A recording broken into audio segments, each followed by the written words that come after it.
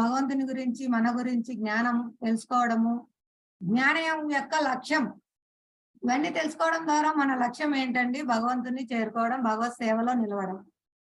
భగవంత్ సేవలో నిలవడం ద్వారా మనం భగవంతుని పొందుతాం. కాబట్టి మనం ఈ జ్ఞేయం జ్ఞానం తెలుసుకోవడం ద్వారా మనం పొందాల్సినది లక్ష్యం ఏంటి? భగవత్ సేవ.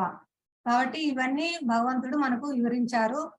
ఎవరు దీనిని పూర్తిగా అవగాహన చేసుకొని ఆయన పొందుతారు, ఆయన యొక్క భావాన్ని, ఆయన యొక్క హృదయం యొక్క భావాన్ని అర్థం చేసుకుంటారు వాళ్ళు అని చెప్తున్నారండి. నా భక్తులు మాత్రమే దీనిని పూర్తిగా అవగాహన చేసుకొని నా భావమును పొందుదురు. చాలా సీక్రెట్, పరమ రహస్య జ్ఞానం.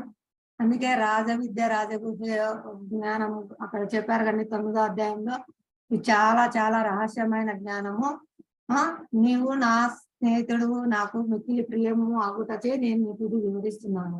ఎవరు ప్రియమైతారండి? భగవద్భక్తులు.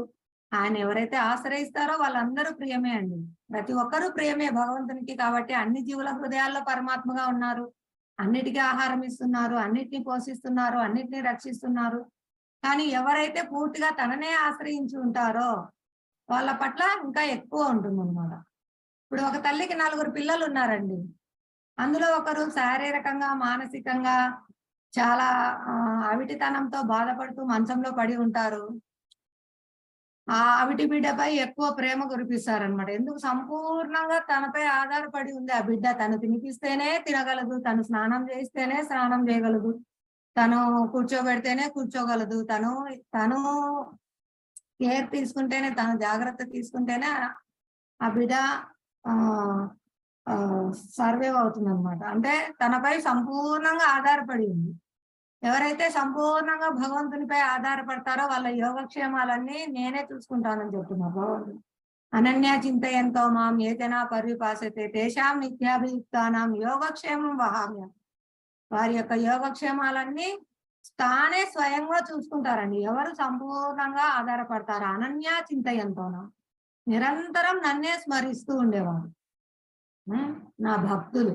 వాళ్ళు మాత్రమే దీన్ని అర్థం చేసుకుంటారు పూర్తిగా, వాళ్ళే నన్ను పొందుతారు అని చెప్తున్నారు. ఇది చాలా సులభం అండి. భక్తి చేయడం ఏదో కష్టం కాదు. మనం ఎక్కడున్నాలో అక్కడమే ఉండొచ్చు. మన గృహం కార్యక్రమాలు, మన స్టడీస్ కానీ, మన వ్యాపారం కానీ, మన ఉద్యోగం కానీ అన్ని మనం చేసుకోవచ్చు. మనం ఉన్న ప్లేస్ లోనే మనం ఉండి భక్తి చేసుకోవచ్చు. చాలా సుసుఖం కర్తం అవ్యయం ఇది. చాలా ఆచరించడానికి సులభయోగ్యమైంది. హరే కృష్ణ కృష్ణ కృష్ణ హరే హరే, హరే రామ